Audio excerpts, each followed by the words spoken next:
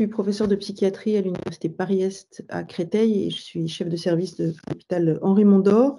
Je vous remercie beaucoup d'avoir accepté de participer à cette conférence de presse de lancement de cette plateforme numérique que nous venons de créer, qui s'appelle donc peaceofminds.info. Dès le 8 octobre, nous avons décidé à la Fondation fondamentale de créer cette plateforme pour essayer d'atténuer, de prendre en charge les conséquences neuropsychologiques de la guerre entre Israël et le Hamas. C'est cette plateforme que nous allons, pendant l'heure qui vient, à tour de rôle, vous décrire. Si je peux avoir la diapositive suivante, je vous montre rapidement le déroulé. On a la chance d'avoir avec nous Anne Sinclair, qui est une journaliste qu'on ne présente plus, qui a accepté d'être la marraine de cette plateforme et qui va vous dire quelques mots. Ensuite, je vous décrirai rapidement les différentes plateformes numérique d'aide psychologique que la Fondation fondamentale a déployé.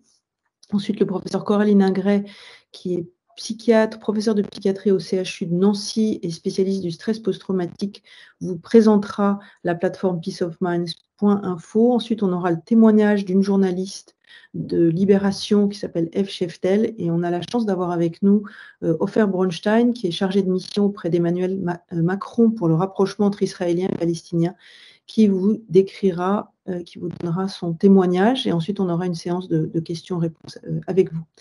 Donc sans plus tarder, j'ai le très très grand plaisir et très grand honneur de donner la parole à Anne Sinclair, donc, qui, comme je vous le disais, a accepté d'être la marraine de la plateforme peaceofminds.info.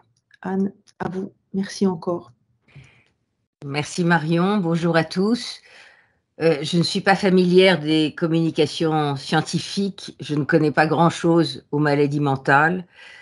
J'approche le sujet avec l'absence de culture des ignorants, avec même une relative distance que je mets sur le compte de la bonne santé apparente des sujets dits bien portants, avec ce que cette expression peut avoir de primaire. Et je suis comme tout le monde face à des événements qui ont autant d'impact sur nos vies que ce qui se passe depuis le 7 octobre. Comme journaliste de surcroît, depuis les massacres du Hamas en Israël et les bombardements sur Gaza, je vis sous l'emprise de la stupeur et de l'accablement. Et j'imagine tous les jours ce que doivent ressentir ceux et celles qui ont échappé à la mort mais ont vécu un désastre qu'ils n'auraient même pas pu imaginer.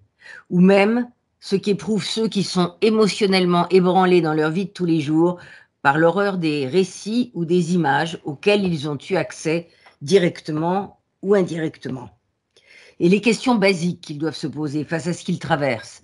Comment gérer mon anxiété? Comment faire moins de cauchemars? Comment répondre aux questions de mes enfants? Et même, est-ce normal si je me sens bien? J'avais eu une réaction similaire après le 24 février 2022 au moment de l'invasion de l'Ukraine, suivi des bombardements de Kharkiv et de Mariupol ou des tueries de Boutcha. Cette fois, il s'agit de la population d'Israël et de Gaza. Et en tant que femme, mère et désormais grand-mère, je me projette sur ces deux petits bouts de territoire, Israël et Gaza, avec terreur, à la pensée des bébés martyrisés à Kfar Aza ou Be'eri et à celle des petits cadavres que les mères de Gaza ramassent dans les décombres des bombardements. On sait à quel point tout est en ruine à Gaza. Je ne peux même pas imaginer ce que ressentent ou vont ressentir les femmes, hommes, enfants, qui, s'ils ont échappé aux bombes, vont partir à la recherche de leur maison, de leur quartier. Des endroits pourtant familiers, mais devenus méconnaissables et rasés. Il va falloir faire face à tout cela. Il va falloir résister pour se reconstruire. Il va falloir expliquer aux enfants que leurs proches ont été écrasés sous les bombes et qu'ils n'ont plus de maison ou d'école. Il faut aussi imaginer le choc profond ressenti en Israël, puisque se sont atteintes non seulement les familles des massacrés ou des kidnappés, mais aussi toute une population ébranlée jusque dans ce qui faisait sa raison d'être, sa sécurité après des siècles d'errance. Je pense aux femmes qui ont échappé à la mort, mais ont vécu ou vu des scènes insoutenables de tuerie ou de viol. Je pense aussi aux enfants dont on sait que la trace du traumatisme se feront longuement sentir s'il n'est pas traité. Ce qu'ils ont vu, entendu.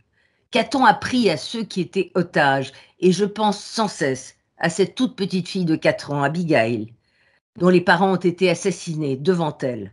avant qu'elles ne partent 7 longues semaines enfermées dans un tunnel. Je lis les récits, j'ai vu les images, beaucoup d'images, pas toutes, heureusement, mais elles sont insoutenables, même pour nous ici en France. Les ravages vont se faire sentir très longtemps. Nous n'avons pas le pouvoir de changer la guerre et le monde, mais il y a des gens qui s'attachent à le réparer. C'est ce qu'a décidé de faire la Fondation fondamentale pour venir en aide aux survivants de part et d'autre. La vie de Marion Leboyer est dédiée à la santé mentale et les prix qu'elle a récoltés et le respect qui l'entoure sont là pour en témoigner. La Fondation fondamentale a une expertise incomparable dans la recherche et le traitement d'expériences traumatiques pour améliorer leur dépistage et le suivi de maladies psychiatriques. Et c'est à dessein que je parlais à l'instant de l'Ukraine, car la Fondation a développé une application numérique pour que les Ukrainiens et Ukrainiennes, d'abord réfugiés en France, puis de retour chez eux, puissent comprendre et accompagner eux-mêmes les troubles dont ils souffrent. Cette application, comme vous l'a dit Marion, s'appelle Peace of Minds. Elle va être mise à disposition des Israéliens et des Gazaouis en hébreu et en arabe, en français et en anglais.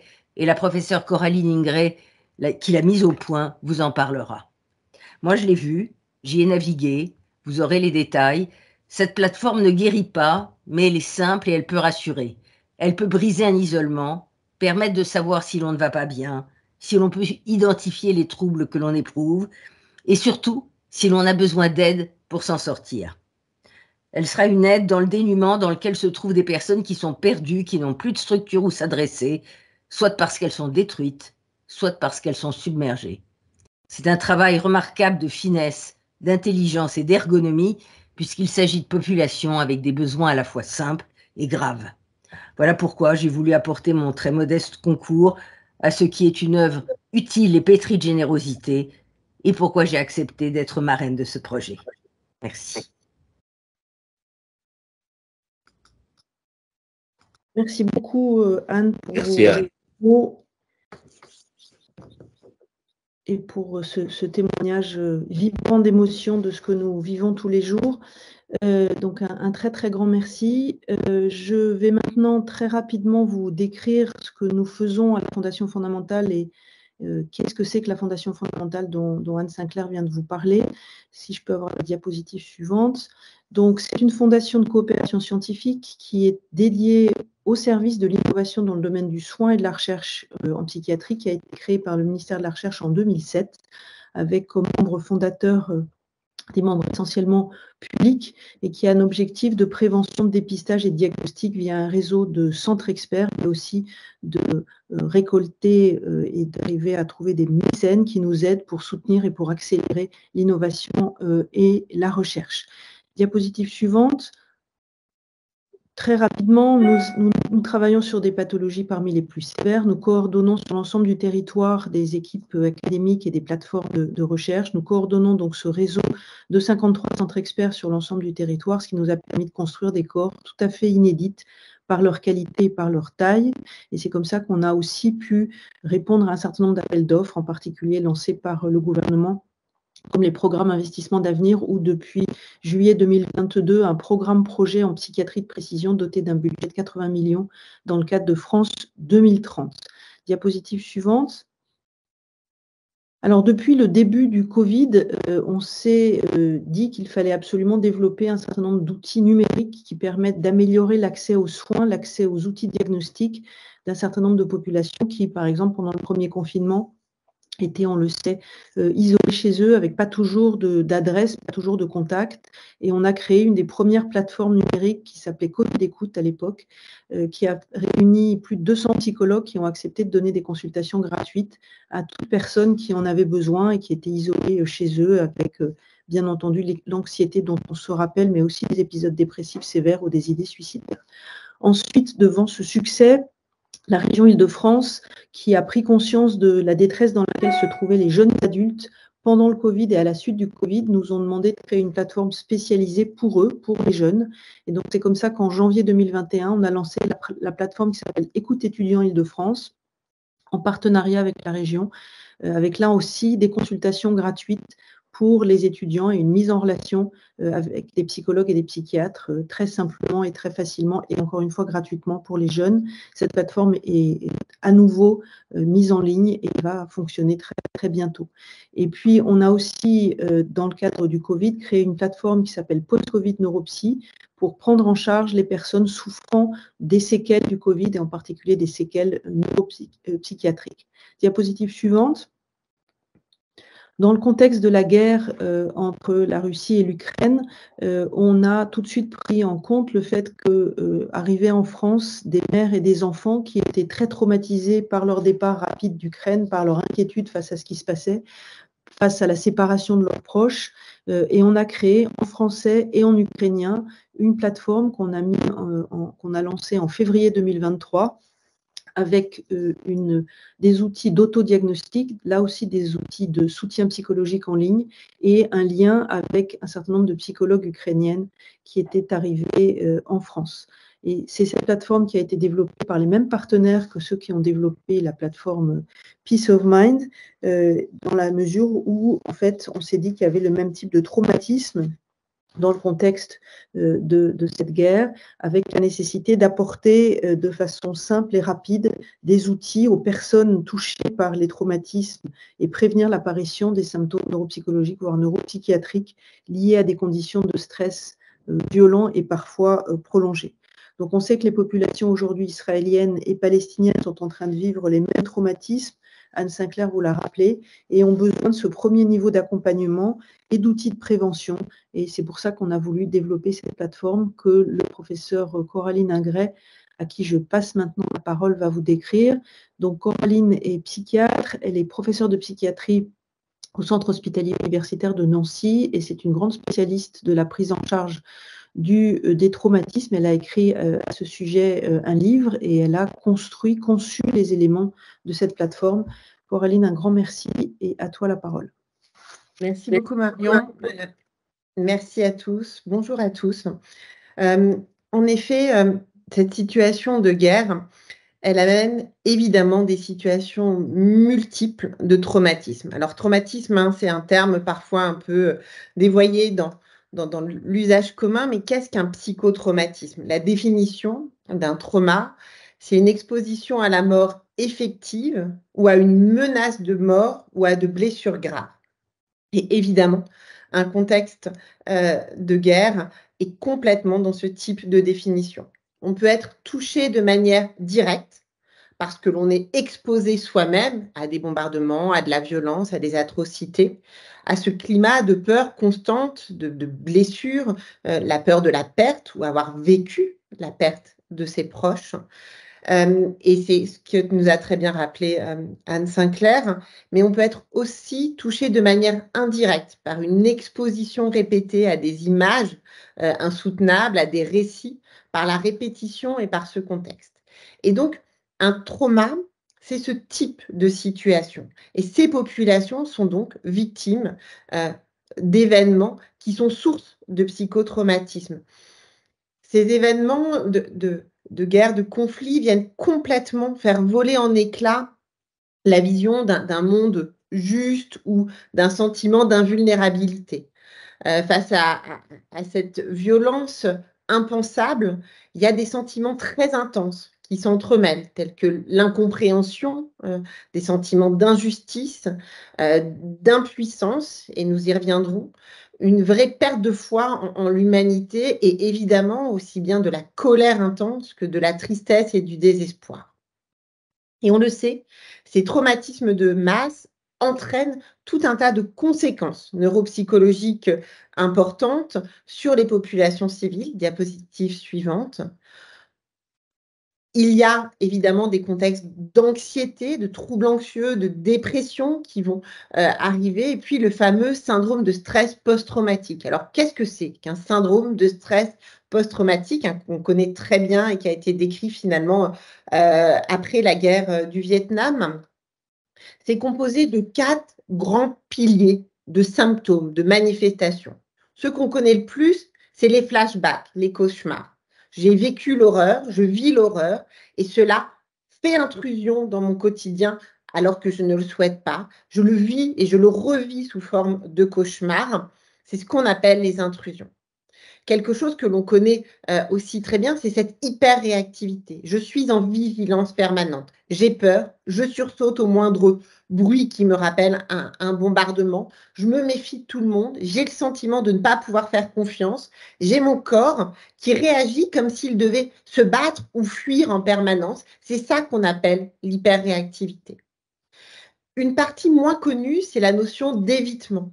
Quand j'ai vécu l'horreur, quand je vis l'horreur, je vais essayer d'échapper à cela. Alors évidemment, ça peut être très concrètement des fuites d'endroits de conflit, mais plus finement, on va commencer à vouloir éviter d'en parler, éviter d'y penser, éviter les images, qui est aussi une manière de se protéger. Mais ça peut être, j'ai tellement peur de tout le monde que je n'ose plus sortir, que je me replie sur moi, que je n'ai plus confiance en personne. Et puis, dans ce trouble de stress post-traumatique, on a de profondes perturbations de son humeur et de ses pensées. Un traumatisme, ça bouleverse sa vision du monde, sa vision des autres et sa vision de soi. On peut se dévaloriser, être triste, être dans le désespoir, on peut se culpabiliser de ne pas avoir fait ci ou ça, et puis on peut avoir une perte d'intérêt pour le monde. Et ça, c'est les 4 grands syndromes qu'on va retrouver dans un trouble de stress post-traumatique, et puis quelque chose que l'on connaît moins, mais qui est très présent, et qui est un mécanisme de survie extraordinaire qui s'appelle la dissociation. Se déconnecter de son corps, de ses émotions, de ses pensées, pour pouvoir survivre, pour pouvoir continuer à agir sans se laisser envahir par ses émotions et ses pensées. Et c'est vraiment un mécanisme important qui donne des expériences particulières qui peuvent être compliquées à appréhender pour les populations qui ne savent pas de quoi on parle. Diapositive suivante. Dans une situation de conflit, de traumatisme, les besoins les plus fondamentaux deviennent vraiment des priorités absolues, vous vous en doutez bien, dans un contexte où la vie quotidienne, elle est marquée par le chaos et par la peur. Et donc, très, très schématiquement, nous pouvons simplifier les besoins humains selon cette pyramide. Évidemment, en bas et de manière essentielle, il y a des besoins élémentaires corporels, de sécurité de son intégrité physique, avoir suffisamment à manger, à boire, dormir en sécurité. Et là-dessus, l'aide humanitaire est évidemment indispensable pour répondre à cela. Ensuite, il y a les besoins relationnels. L'homme est un être social. Nous avons besoin d'être entourés, de soutenir ses proches, d'échanger, de partager sa souffrance. Et toutes les actions de solidarité sont indispensables. Elles vont redonner de l'espoir en l'autre, de l'espoir en l'humain. Au-dessus, et ça c'est vraiment important à le comprendre, on a un besoin d'action. Or, le traumatisme, les bombardements, amènent effectivement à nous sentir complètement impuissants. On n'a pas le choix, ça nous tombe dessus. Et ce sentiment d'impuissance est extrêmement traumatisant. Et donc, pour sortir de l'horreur, il faut retrouver un sentiment d'action et d'avoir de choix. Et ça, c'est important. Et puis, tout en haut de la pyramide, évidemment, en tant qu'humains pensants, nous avons besoin de sens. Et dans un tel contexte impensable, incompréhensible, injuste, il est difficile de retrouver du sens, d'avoir ses valeurs. Et aider d'autres personnes, s'engager dans de l'entraide, c'est aussi retrouver un sentiment d'identité, de respect. Diapositive suivante. Il est important d'offrir aux personnes des outils de self-help, des outils d'efficacité personnelle. Je vous l'ai dit, dans cette pyramide, la personne a besoin de comprendre, d'y voir clair et de se sentir acteur, de retrouver un tant soit peu, un petit peu de maîtrise sur ce qui lui arrive et qu'on lui propose des outils concrets pour agir sur lui-même et apporter de l'aide à ses proches, à ses enfants. Et c'est pour cela, diapositive suivante, que cette plateforme Peace of Minds a été créée. Il s'agit d'une plateforme numérique, comme vous l'a été expliqué par Marion, qui a pour but d'apporter une aide psychologique à ces populations pour essayer de limiter, de prévenir l'apparition de certains symptômes psychologiques. Elle existe en français, en anglais, en arabe, en hébreu, pour toucher évidemment l'ensemble de ces populations touchées par l'horreur. Diapositive suivante. Et l'important a été de créer à la fois un outil qui permet de donner de l'information concrète, accessible, grand public, parce que parfois comprendre ce qui nous arrive, c'est déjà la première étape pour reprendre la main, avoir un sentiment d'efficacité personnelle, et puis des outils concrets, des exercices à remplir, et très bientôt à écouter, à voir, pour avoir une capacité d'agir et se remettre en mouvement face à cette horreur. Diapositive suivante. Donc la plateforme, je vais vous la montrer dans un instant, elle permet à la fois une évaluation personnalisée de savoir où l'on en est sur tel et tel type de symptômes et va offrir des ressources personnalisées en fonction du type de souffrance, du type de symptômes que vous développez, avec des échelles précises de symptômes, des questionnaires spécifiques qui ont été mis en place par l'équipe d'experts, et puis des modules d'aide. Je vais juste partager pour que vous puissiez vous rendre compte de cette plateforme. Donc, vous arrivez sur cette personne Peace of Mind avec l'accueil. Vous avez « Je me sens mal » les différentes catégories que l'on va voir et puis toutes les ressources qui sont complètement réunies. Vous avez ce texte qui reprend l'horreur depuis le 7 octobre et puis l'engagement de la Fondation fondamentale à proposer un outil. Et puis, vous avez à ce niveau-là un questionnaire général qui va permettre de faire le point sur votre sommeil, sur est-ce que vous êtes dans un processus de deuil, quel est votre niveau d'anxiété, de dépression. Et vous avez différentes catégories. Je me propose par exemple qu'on regarde ce dont je vous parlais tout à l'heure, cette dissociation, cette déconnexion, ce détachement avec la réalité, l'impression d'être dans un cauchemar, de ne pas se retrouver. On arrive sur ce type de texte qui va expliquer ce que c'est que la dissociation, ses expériences, en quoi c'est un mécanisme de survie. Et puis, il y a plein de ressources qui existent sur lesquelles on peut cliquer, des fiches pratiques d'explication et des fiches d'exercice. Et puis, il y a la possibilité d'aller évaluer où je me sens par rapport à ça. Je me sens déconnectée, détachée de la réalité. Au cours des 15 derniers jours, je me suis sentie complètement déconnectée. J'ai eu un sentiment d'irréalité, qu'on appelle la déréalisation. Alors, par exemple, on peut dire extrêmement parce que beaucoup de ces populations ont l'impression d'être dans un cauchemar, ont l'impression que ce n'est pas la réalité. Certains vont avoir le sentiment d'être déconnectés de soi-même, de ne pas se reconnaître, d'autres pas. Donc, par exemple, je ne vais mettre non pour ça.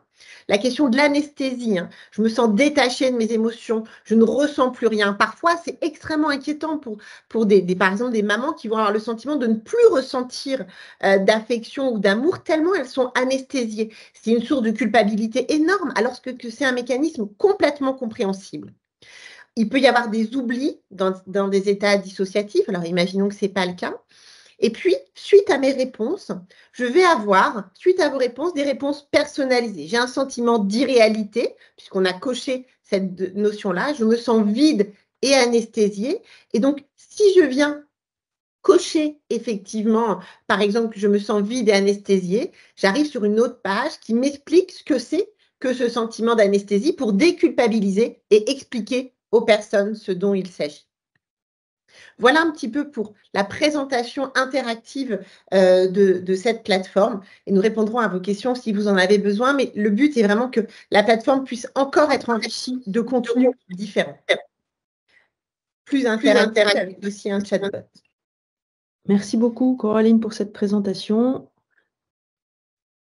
C'était tout à fait parfait. Je pense que ça a bien fait comprendre à la fois ce que sont ces pathologies auxquelles sont exposées toutes les personnes qui vivent les situations très traumatisantes actuellement.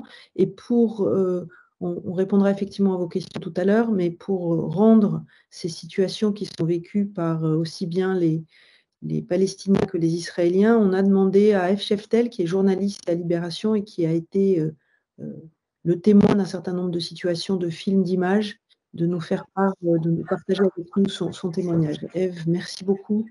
Bonjour. Vous m'entendez bien? Très bien. Vous m'entendez bien? Oui. Parfait. Bonjour.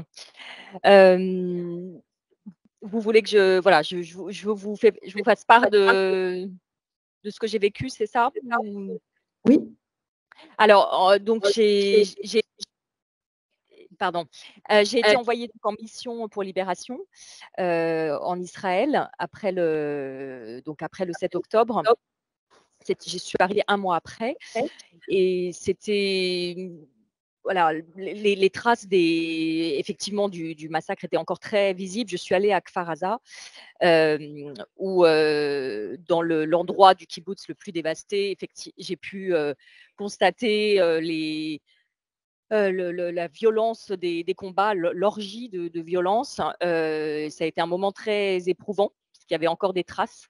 Il n'y avait plus de cadavres, mais il y avait encore des traces de chair humaine, en fait, et une odeur très, très, très envahissante. Ça a été une expérience forte. Et l'autre, ça a été la conférence de presse de la police israélienne sur le sujet des violences sexuelles, où ils nous ont projeté un film d'environ 20 minutes. Donc, ce n'est pas le film de 47 minutes de Tzahal, avec des images aussi éprouvantes.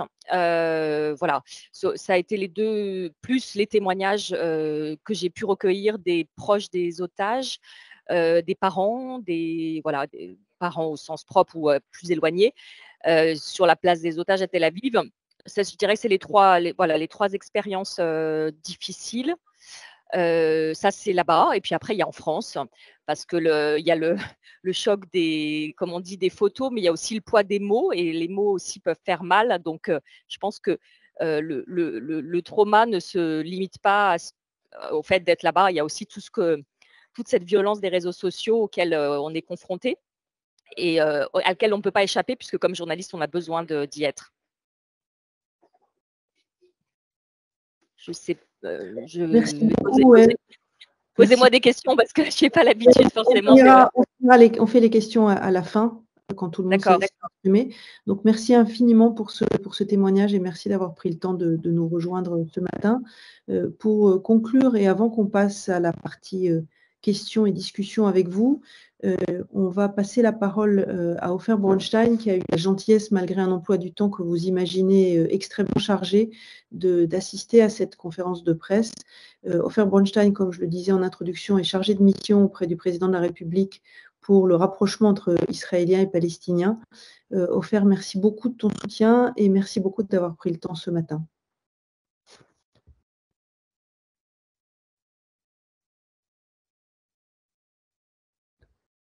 Ofer, il faut que tu ouvres ton micro. Oui, excusez-moi. Bonjour à vous tous. Je ne devais pas être là ce matin, je devais partir ce matin très tôt en Israël en mission. Heureusement qu'elle a été reportée de quelques jours, ce qui me permet de partager ce moment très précieux avec vous. Le texte d'Anne m'a profondément touché, je l'ai vu hier soir et j'en avais presque les larmes aux yeux. Je ne sais pas si Dieu existe, mais s'il existe, et il m'a fait comme cadeau aussi de rencontrer Marion ces derniers mois et d'entamer une belle amitié et de belles aventures.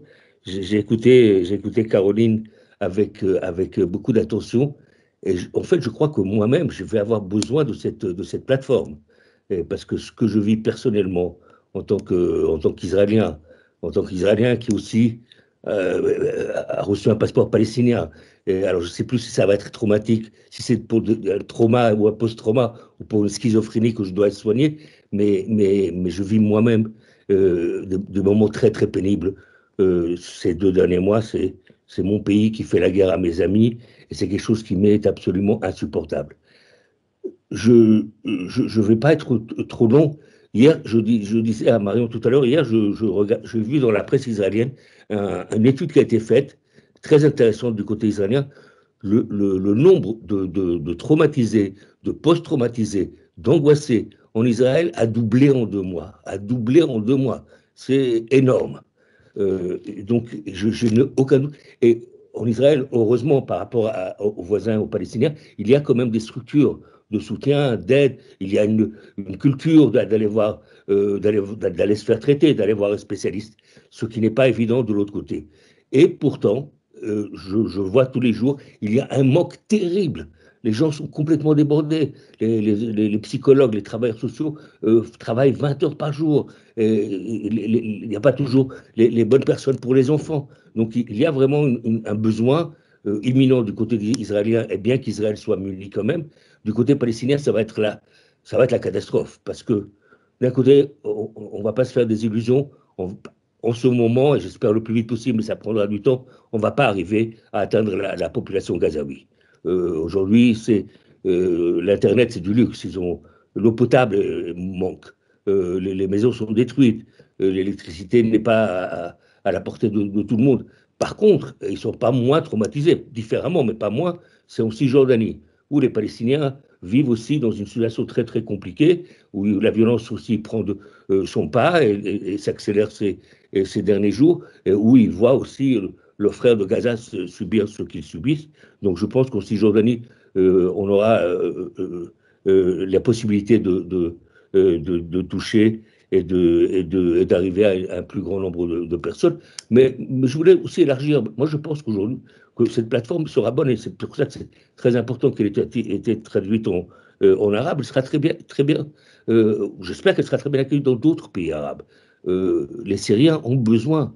Ils sont aussi traumatisés, les pauvres. Les Irakiens ont besoin. Les Libyens ont besoin. Donc, on voit dans le monde arabe et musulman, tout d'abord pour des raisons culturelles, on ne va pas rentrer là-dedans maintenant, ils n'ont pas.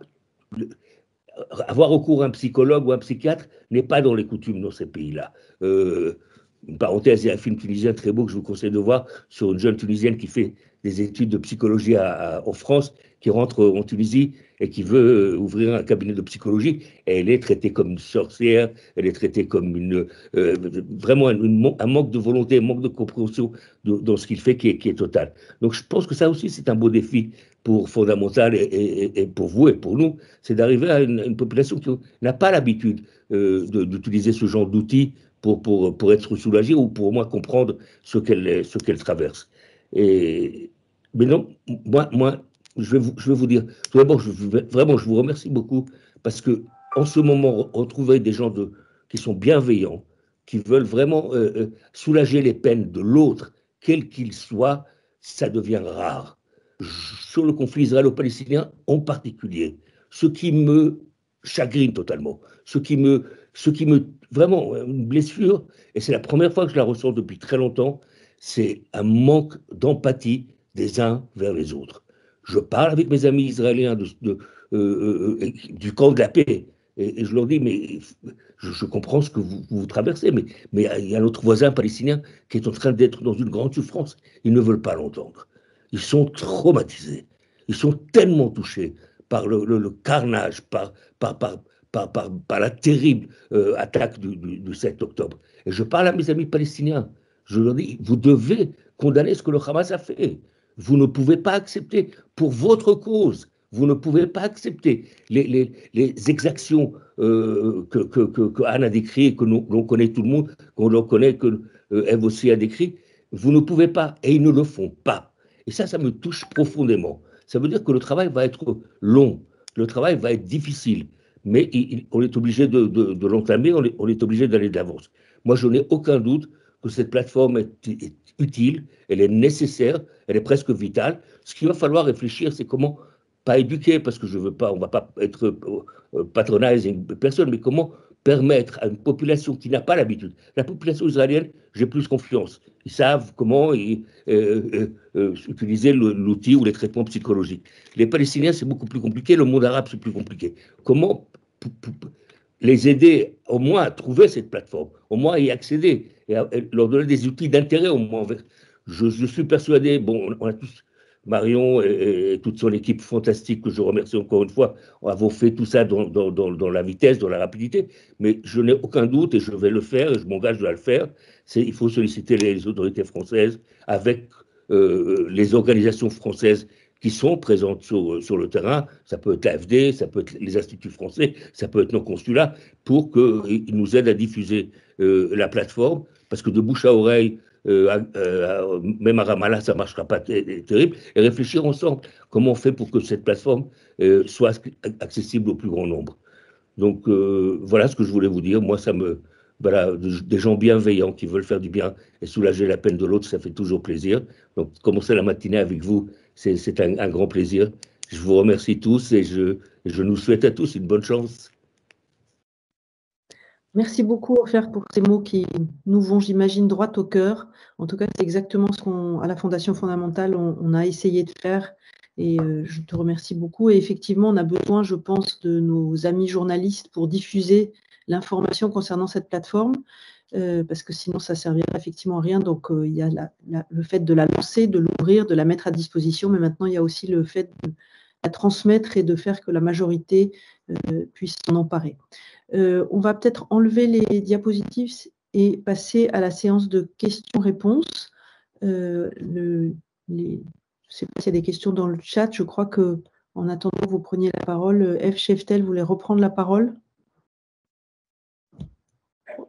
Oui, merci. Non, je voulais simplement, par rapport à l'intérêt de cette plateforme que j'ai pris le temps de consulter, évidemment, qui est très grand, notamment par exemple sur l'évitement, ce que vous expliquez de l'évitement, c'est-à-dire toutes ces stratégies pour éviter de se confronter aussi à des paroles trop blessantes. Je trouvais ça très intéressant, et toute la fatigue liée à la lutte, ce que vous appelez la lutte contre l'évitement. Je trouve que ça, c'est par exemple quelque chose dont on n'a pas forcément confiance, toutes ces stratégies d'évitement qu'on met en place, où on éteint la radio, parce que c'est trop violent, et parce qu'en fait, on a l'impression à ce moment-là, alors peut-être ça, c'est l'expérience juive, mais j'imagine qu'elle est plus universelle, on a l'impression que quelqu'un veut nous tuer. Certaines paroles, c'est comme un pistolet sur la tempe, et à ce moment-là, on arrête de lire l'article qu'on est en train de lire, on arrête d'écouter la radio, et on se recroqueville. Je voudrais dire quelque chose quand même par rapport aux journalistes. On n'est pas tous égaux, nous les journalistes, face aux images ou aux expériences. Nous, les journalistes de presse écrite, on a un grand avantage sur les photographes, par exemple, y compris les éditeurs photos. Il ne faut pas les oublier aussi, ceux qui ne sont pas sur le terrain, mais qui reçoivent les images. C'est que nous, on élabore, on écrit. Et donc, on va transformer ce qu'on a vu, on va essayer de trouver des mots, et on va ensuite transmettre ce qu'on a vu. Donc, on est à la fois, on a un rôle, on est utile, on est des témoins, on se sent investi d'une mission, donc on se dit que tout ça, c'est pas pour rien. Ça aide énormément. Et puis surtout, voilà, il y a tout ce travail d'élaboration, l'écrit qui permet de métaboliser tout ça, de mettre à distance. Et moi, de pouvoir écrire après Kfar Aza, qui a été un moment très difficile où je me suis effondrée après avoir vu notamment un autocollant de la paix maintenant, Shalom Arshav, dans une maison où les gens avaient été tués, la famille avait été tuée à coups de grenades directement lancées sur eux. Vous pouvez imaginer l'état du salon, par exemple, où les bénévoles de Zaka étaient en train de gratter les morceaux de chair.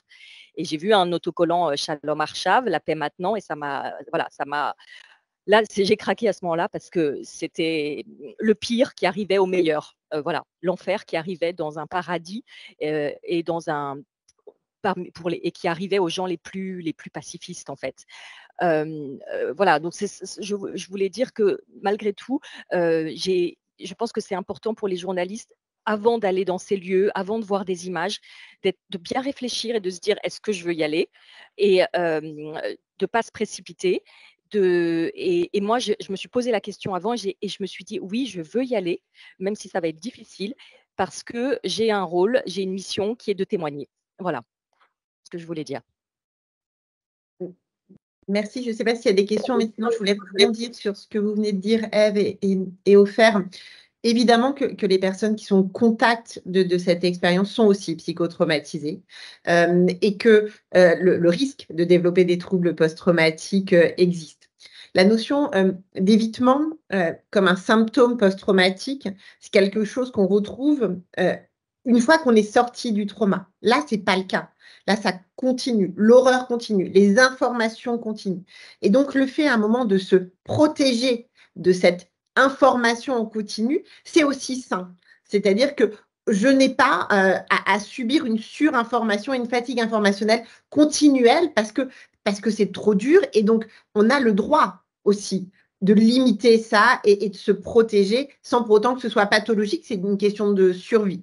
Mais il y a le moment où c'est une question de survie et le moment où, après, ça me pourrit la vie parce que je n'arrive plus à allumer une radio tellement j'ai peur de ce qui va se passer. Et c'est deux choses différentes.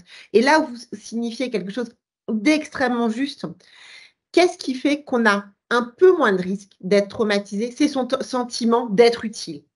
Et effectivement, quand j'y vais en tant que journaliste et que je suis là parce que j'ai une mission et que je ne suis pas dans l'impuissance à subir et à ne rien pouvoir faire, eh ben, ce sentiment d'utilité, ce sentiment d'action, d'efficacité, d'être en lien et en accord avec ces valeurs parce que je suis là pour la valeur, parce que je veux informer, eh ben, me protège de ce sentiment psychotraumatique. C'est le cas des hommes d'action aussi comme M.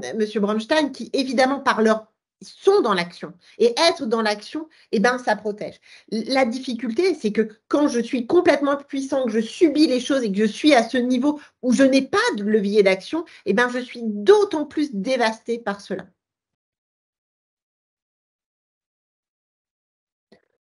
Merci Coraline pour ces éclairages qui sont précieux, je pense, pour tout le monde. Est-ce que nos amis journalistes qui sont très silencieux ont des questions à poser? Je ne vois pas de questions sur le chat. N'hésitez pas à réactiver vos micros pour poser vos questions.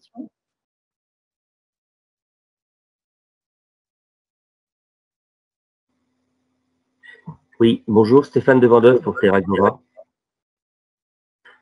Comment peut-on comment sera accessible cette plateforme et quel sera son coût, si coût il y a? Cette plateforme est totalement gratuite, monsieur. Elle a été construite sans aucun moyen, puisque la Fondation fondamentale n'a pas eu le temps de lever de l'argent pour pouvoir la construire, et elle est accessible avec seulement le lien, absolument à tout le monde. Les 4 langues qui vous ont été indiquées et les contenus qu'on va continuer à rajouter, à enrichir, seront également gratuits. Y compris pour les professionnels, éventuellement psychiatres ou psychologues qui pourraient en avoir besoin. Absolument. Parfait, merci beaucoup.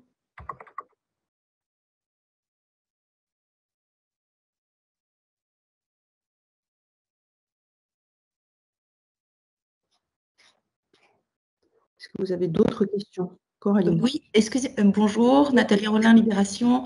Alors, on n'a pas eu le temps de voir ce qu'il y avait exactement à l'intérieur de la plateforme, donc c'est un peu compliqué. Néanmoins, j'aurais aimé savoir si au-delà de cet outil d'autodiagnostic, il y avait des possibilités qui étaient offertes aux internautes de rentrer en contact peut-être avec des spécialistes, avec des experts, avec des soutiens possibles. Est-ce qu'il y a des possibilités de communication directe ou c'est vraiment juste un outil d'autodiagnostic? Marion, je vous invite à réactiver votre micro. Pardon, je suis embêtée que vous pensiez que ça soit juste un outil d'autodiagnostic, parce qu'il y a effectivement des outils d'autodiagnostic, mais ensuite, il y a toute une série de ressources et d'auto-aide. Et ensuite, comme on l'a fait pour les précédentes plateformes, maintenant, on va se mettre en contact pour chacune des nationalités concernées avec des ressources locales. Par exemple, on a rencontré avec OFER les équipes de l'hôpital Tel HaShomer la semaine dernière. Et on va voir si on arrive à mettre en contact les Israéliens avec des ressources qui permettent de faire des téléconsultations, comme on l'a fait pour Écoute Ukraine, comme on l'a fait pour la plateforme pour les étudiants, etc., etc. Là, on est vraiment dans le premier lancement. Maintenant, va commencer le travail de mise en relation avec toutes les ressources, soit en Israël, soit en Palestine, soit dans d'autres pays arabes, soit même en France, où il y aura peut-être des bonnes volontés pour offrir des consultations et des téléconsultations gratuites. Là, on est dans la première étape qui est l'autodiagnostic et l'auto-aide. Coraline, tu veux ajouter quelque chose? Oui, tout à fait. En fait, la plateforme ne se limite pas du tout à une dimension de faire le point et d'autodiagnostic. L'information sur les symptômes, sur comprendre ce que j'ai, et dans chaque catégorie, il y a des fiches pratiques et des fiches d'exercices, des exercices de respiration, des exercices de méditation, des exercices de travail sur des pensées alternatives. On veut me tuer, je suis en danger permanent. Ben non, tout le monde, tout le monde, je dois me méfier de tout le monde. On a des exercices qui s'appellent de thérapie cognitivo-comportementale pour trouver des pensées alternatives. Et donc, c'est vraiment un outil de self-help où on peut se mettre à travailler sur ces symptômes. J'ai des cauchemars récurrents. Eh ben, il y a des fiches pratiques de qu'est-ce que je peux faire vis-à-vis de ces cauchemars récurrents.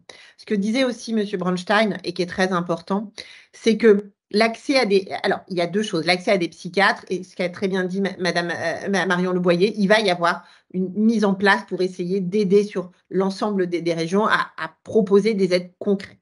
Mais il y a aussi énormément de réticence parfois d'aller voir un psychologue ou un psychiatre, et ça a été très bien rapporté, particulièrement aussi dans le monde musulman.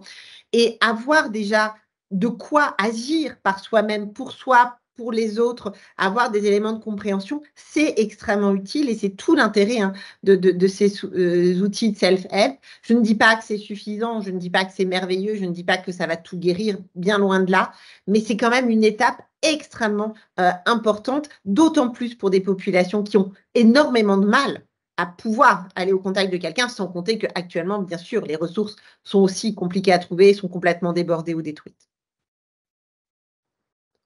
Donc, il y a une question dans le chat. Ah, pardon, Ofer. Micro, Ofer. Oui, moi, après ce que dit Caroline, moi, ce qui me préoccupe, c'est comment on arrive au plus grand nombre, surtout dans les pays arabes et surtout chez les Palestiniens. Quels sont les outils que nous avons pour qu'ils aient conscience que cette plateforme existe, et le deuxième pas, pour qu'ils puissent y accéder. Si vous avez des réponses, ça serait intéressant de voir comment presque 60 000 Ukrainiens ont eu accès à la plateforme.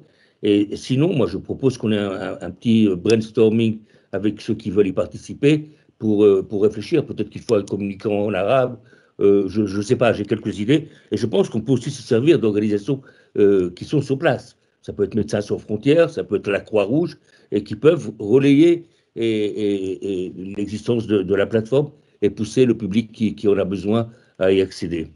Mais si vous savez ou vous avez une idée comment faire, parce que c'est ça le grand défi qu'on a, c'est comment faire que le public y accède.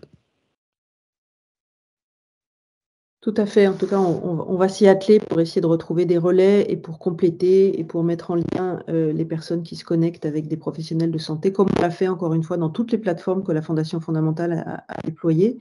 Donc, il y a une question précisément sur ce dont parlait Ofer à l'instant, qui est une question d'Elia Bélanger du Quotidien du médecin, qui demande si on a des éléments concernant le bilan de la plateforme Écoute Psy Ukraine, comment est-ce qu'elle a été utilisée. Donc, on a juste les chiffres. On sait qu'aujourd'hui, en ukrainien, il y a 36 000 personnes qui ont utilisé la plateforme, ce qui est quand même relativement beaucoup. Ça a été lent à démarrer parce que c'est vrai qu'on a eu du mal à toucher les personnes qui étaient concernées et qui pouvaient les utiliser. Maintenant, on voit que c'est très largement utilisé. Donc, il faut qu'on ait la même action et qu'on fasse les mêmes efforts. C'est un premier grand succès, je trouve, de pouvoir vous présenter cette plateforme prête dans 4 langues ce matin. Maintenant, il y a tout l'effort de continuer à l'enrichir, de trouver des relais pour qu'on ait des professionnels de santé qui offrent des téléconsultations gratuites, comme on l'a fait en ukrainien, comme on l'a fait pour la situation Covid à plusieurs niveaux. Et surtout, comme vient de le dire Ofer, que déjà ce qui existe, qu'on puisse le diffuser et le rendre accessible à toute une série de populations traumatisées, dont on sait que ça va être difficile de les faire venir en consultation.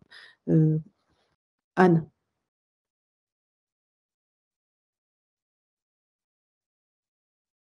Votre micro, Anne.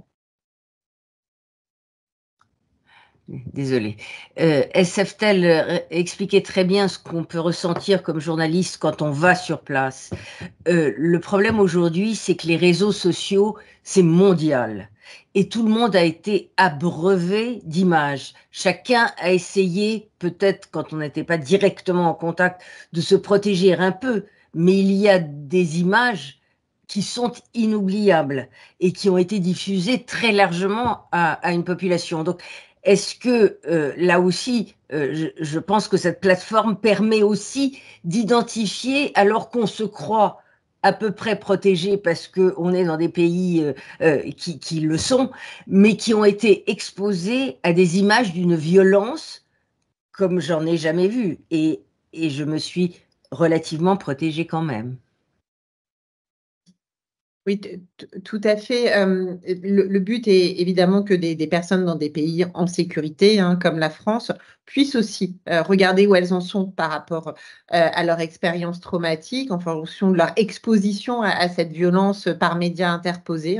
Ça, c'est totalement accessible et extrêmement utile, sachant qu'il ne faut pas oublier que ce type d'événement traumatique et cette exposition à la violence peut venir réveiller en fait des psychotraumas anciens chez des personnes qui ont vécu du rejet, qui ont vécu de la violence, qui ont vécu des violences sexuelles, et que ces événements viennent rentrer en résonance avec un vécu qui était peut-être un petit peu en sommeil et viennent réactiver tout ça. Et c'est en ça où vraiment prendre en charge la dimension du psychotrauma de manière générale et avoir un outil extrêmement utile pour que toute personne qui est psychotraumatisée par cette situation d'horreur ou qui l'a été dans sa vie ou pas, on le sait bien aussi, hein, la question des violences sexistes et sexuelles, des violences faites aux femmes, des violences intrafamiliales, puisse trouver des outils concrets et d'orientation.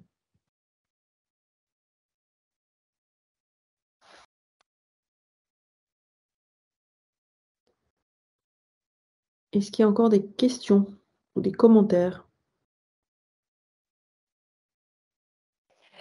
Je voudrais ajouter quelque chose, c'est que les journalistes qui travaillent aussi, par exemple, les chroniqueurs judiciaires peuvent être exposés aussi à un vécu douloureux. Je me souviens, par exemple, d'avoir couvert le procès d'un infanticide, un enfant de 3 ans qui avait été mis dans la machine à laver par ses parents. Et qui à l'époque avait l'âge de mon fils et de ne pas en avoir dormi la nuit. Donc je pense que cette plateforme peut être aussi avoir un usage au-delà de simplement des situations de guerre. Il y a beaucoup de situations comme ça dans la vie où on est confronté à des récits ou à des images, des autopsies, voilà. Donc évidemment, hein, toutes les professions, police, justice, mais aussi par exemple, on n'y pense pas forcément, mais voilà, chroniqueurs judiciaires, ceux qui ont couvert le procès du 13 novembre, de manière, voilà, pendant en plus plusieurs mois, et qui ont pu être exposés à des récits aussi quand même particulièrement traumatisants, propices à l'identification, parce que je pense que l'identification, c'est souvent la porte d'entrée de l'émotion en fait, et parfois du trauma justement. Voilà, je voulais juste préciser cela.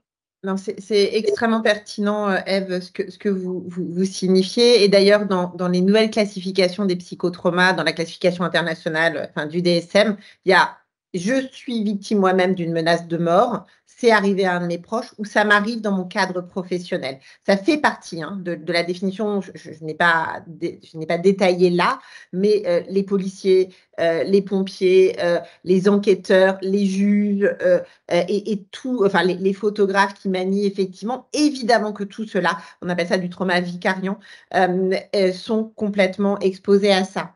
Là encore, on en revient très bien sur ce que vous venez de dire.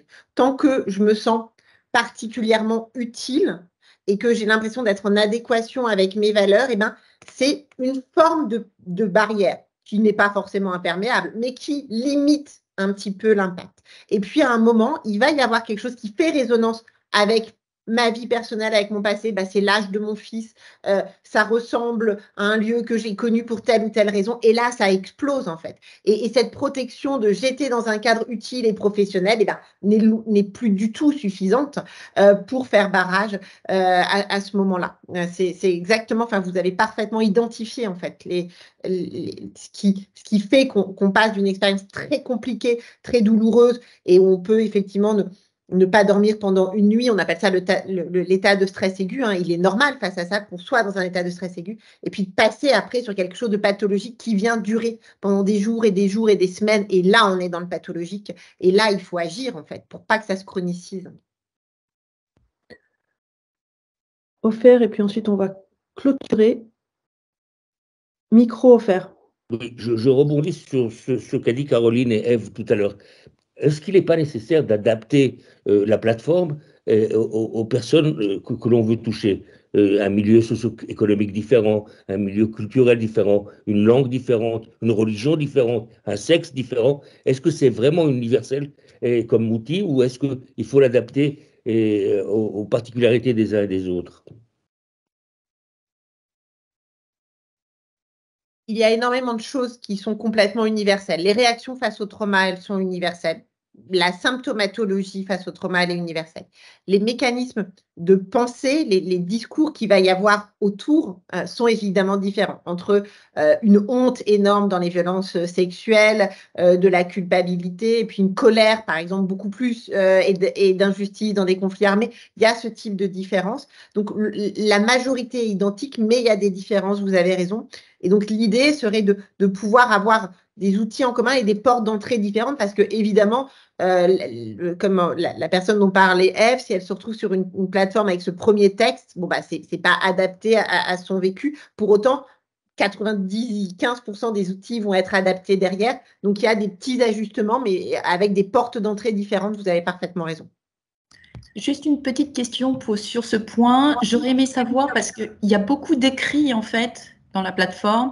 Est-ce que les problèmes d'alphabétisation dans certains pays qui n'ont pas forcément le niveau d'éducation qu'il peut y avoir en Europe, notamment, ne posent pas un problème d'accessibilité, en fait? Très bonne question. Encore une fois, on a fait au plus vite pour toucher le maximum de personnes. J'entends tout à fait ce que vous dites. On va réfléchir comment est-ce qu'on peut peut-être faire plus par l'oral. Il y a un certain nombre de ressources qui sont des vidéos et qui sont des audios qu'on est en train de préparer. Donc, toutes les remarques et toutes les idées comme ça que vous avez ou les questions que vous avez, surtout, envoyez-les nous. On va faire de notre mieux pour continuer, encore une fois, à enrichir cette plateforme. Il est presque 10 heures, donc je pense que malheureusement, il faut qu'on arrête cet échange tout à fait passionnant. Je voudrais remercier pendant la minute qui reste Anne Sinclair d'avoir accepté d'être avec nous ce matin, la remercier pour ce très beau texte qu'on va, avec son accord, partager avec les journalistes parce que vraiment, il est super. Moi aussi, j'ai eu quelques larmes hier soir en le découvrant. Et un grand merci d'avoir accepté d'être la marraine de cette initiative. Un grand merci, bien sûr, au professeur Coraline Ingret qui a mis à la disposition de cette plateforme toutes ses connaissances sur le traumatisme et je vous engage à lire son livre. Un très, très grand merci. C'est grâce à elle que cette plateforme existe. Un grand merci, bien sûr, à Eve Scheftel d'avoir accepté de témoigner. Je sais que c'est difficile de témoigner, donc un grand merci de l'avoir fait avec ces mots et ces images, parce que ça rend très concret aussi la vie des journalistes et la vie des photographes. Et c'est vrai que vous faites quelque chose d'extrêmement courageux. Je ne suis pas sûre que moi, personnellement, j'y arriverai. Donc, un grand, grand merci. Merci à Ofer de son amitié, de son soutien et de tout ce qu'il fait en ce moment. Et je sais que sa vie aussi est extrêmement éprouvante et difficile, mais on a très, très, très besoin de lui. Donc, un grand merci. Et pour terminer, je voudrais remercier toute l'équipe de la Fondation Fondamentale qui a travaillé sans aucun moyen supplémentaire, avec beaucoup, beaucoup de dévouement et d'efficacité depuis le 8 octobre, puisqu'on a démarré cette aventure le 8 octobre. Et encore une fois, elle n'est pas terminée. C'est une V0. On vous tiendra au courant. Peut-être qu'on refera une autre conférence de presse, peut-être en présentiel, mais on a voulu parer au plus rapide pour pouvoir la lancer. On a besoin de vous, les journalistes, pour relayer, pour diffuser. On va essayer de trouver d'autres canaux pour atteindre le plus grand nombre. On a vu qu'avec la plateforme pour les Ukrainiens, ça a mis du temps, mais que quand ça a été accessible et correctement diffusé, ça a été visiblement extrêmement utilisé. Donc, on va faire le même travail à la fois d'enrichissement, mais de diffusion. Mais on a grand besoin de vous tous. Donc, un très grand merci de vous être connectés à cette... Merci à toi, Marion. Mais merci à tout le monde, merci Ofer. Et puis on vous dit à très bientôt pour répondre à vos questions si vous voulez davantage d'informations, si vous voulez qu'on fasse des entretiens ou d'autres présentations. Et puis on vous donne rendez-vous probablement début 2024 avec une plateforme améliorée, enrichie. Voilà, à très bientôt. Merci beaucoup à tout le monde. Bonne journée. Merci. Merci beaucoup.